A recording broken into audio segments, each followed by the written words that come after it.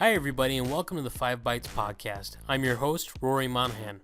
In the news this week, Ars Technica reported that Microsoft's Windows 10 April 2018 update was their most rapidly deployed major update so far.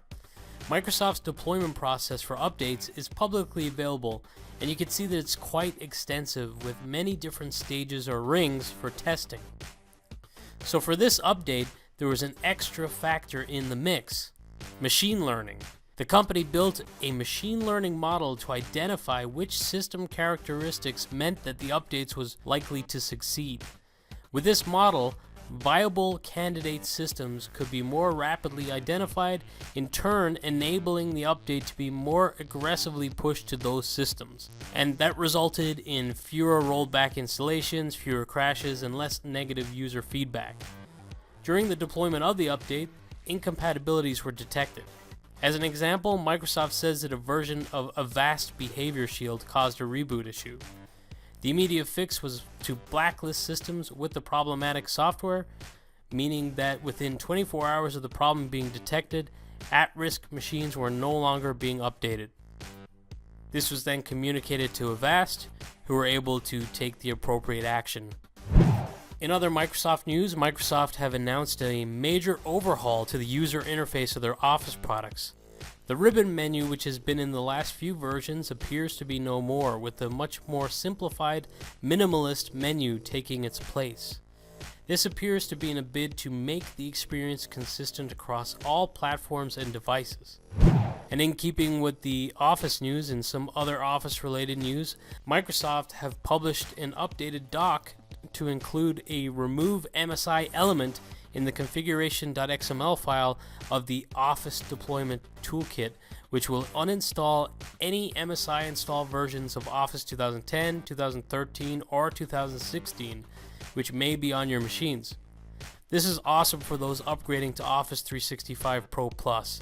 It really takes a lot of the manual effort and guesswork out. And for packagers and those working in deployments, be it SCCM or otherwise, this will make things much easier. This week, ControlUp posted a blog previewing their upcoming release of version 7.2, which features many different enhancements, including a virtual expert auto-generated views feature, which will streamline your troubleshooting efforts by presenting the most relevant data for the issue being highlighted. So if you're familiar with ControlUp, if, say, a metric on your dashboard is showing red, and you're aware that there's an issue for your applications or users are reporting issues, you see that red metric, today you might have to drill down and try to navigate through to figure out what the problem is. Well, now that's become easier. When you drill down, it's going to present the data relative to the stress points to that metric and show you the most relevant data first. There's less jumping around or drilling down yourself to try and figure those problems out. It appears your Insights Environment Assessment reports will be providing information related to usage of applications and OS, lengths of sessions, heavy users, abnormalities in usage patterns, and showing you those different deviations in your environment, who may be bad actors in terms of applications or users or workstations or what have you. So it's like a general assessment or health report to allow you to improve your environment. With the new advanced trigger based on a single metric, you'll be able to set up your own triggers or notifications based off of different events, such as, disk space running low on a server, or maybe even more relevant for a Citrix environment, if your VDA unregisters notify you. For me, the biggest value of ControlUp in this world with many different monitoring solutions out in the market is its benefits as an overall management framework. And with version 7.2, we will be able to manage Nutanix Acropolis ControlUp style, with those easy right-click automated mitigations, management actions, and everything you know and love today for managing your Citrix environments, your VDI environments, your servers. You'll now have some of those capabilities with the Nutanix Acropolis too. And continuing with the trend of product announcements in the last few episodes, ControlUp will now also be providing a dark theme option. And these are just a few of the announcements, with more expected with the release coming next week. So keep an eye out for more announcements. Really bad news this week for Docker enthusiasts, as it has been reported by multiple sources that 17 backdoor Docker images were removed in May, but had been on the DockerHub for close to a year. The offending images had been downloaded millions of times and contained a cryptocurrency miner, and may have generated as much as $90,000 for the creators. Unfortunately, this is a real challenge to these open hub platforms. And now for this episode's Hot Job. This week's Hot Job comes courtesy of a tweet I saw. It's with the threat analysis group in Google, who are searching for a software engineer to work on systems supporting their threat intel analysts. If you like front-end development and are interested in understanding nation-state sponsored attackers, this may be the opportunity for you. The job is based in Zurich, Switzerland, so for any of my Swiss listeners, this might interest you, or anyone else over in Europe, or possibly if you're looking to move to Switzerland, it might be a pretty cool opportunity to do that. If you'd like to apply for the position, check out the link on 5bytespodcast.com for this episode, or find it in the YouTube description. And now for this episode's scripts, tricks, and tips. So this week's a little bit different. I've got a few tips. Earlier this week, I had a great conversation with a couple of techies from Australia who are launching a new user group.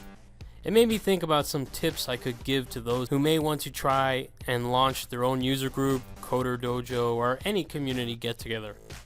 And the tips are as follows. Don't worry about low attendance. Keep having the meetings anyway. Consistency is very important to growing your audience. Know your location and timing. Pick a place which is convenient for your core demographic. If you're trying to get a crowd of IT professionals, you want to avoid times which require people to fight traffic. Probably avoid like Friday afternoons, late in the evenings when people are getting ready to shut off or shut down for the weekend. Just be cognizant of who your audience is. If you want to find a cheap or free venue, try to find out groups who meet in your area and see where they meet. A quick search on meetup.com can be good for this research, and you'll find that there's likely companies in your area who are open to allowing you to use their office spaces for free, as they're just supportive of this kind of community type of event. Also, get on Twitter. Twitter is by far my most valuable networking tool. It's not better than speaking to someone in person, but it's a great tool when that's not an option. Twitter can be key in helping you to promote your events. And finally, content, and content. Don't just rely on sales guys or marketing guys or sponsors to provide content for your meetups. Try and get some user-driven content, or even just start off with general discussions amongst the group. You learn much more from your peers than you will from a vendor who's trying to sell you something. And the highest value of these user groups isn't even just the content, it's getting to know the other techies in your area, become friends with them. Over time, you'll be able to ask them questions. If you're running into a problem at work, just reach out to them, outside of the user group and ask them if they've had this problem before. You'll discover through talking to people who's got a very similar environment to you, who's using the same kind of products as you. You'll know where to go to bounce ideas off of the right people. And if you've never been to a user group before, I suggest you try it, because that is the kind of value you get out of it. Before wrapping up this episode, I'd just like to promote something of my own, if I may. If you'd like to support my efforts to grow the podcast, please subscribe to my updates on RoryMon.com. If you go to RoryMon.com, it's right in the footer. You'll see there's a form that you can fill in to subscribe or join up to get my updates.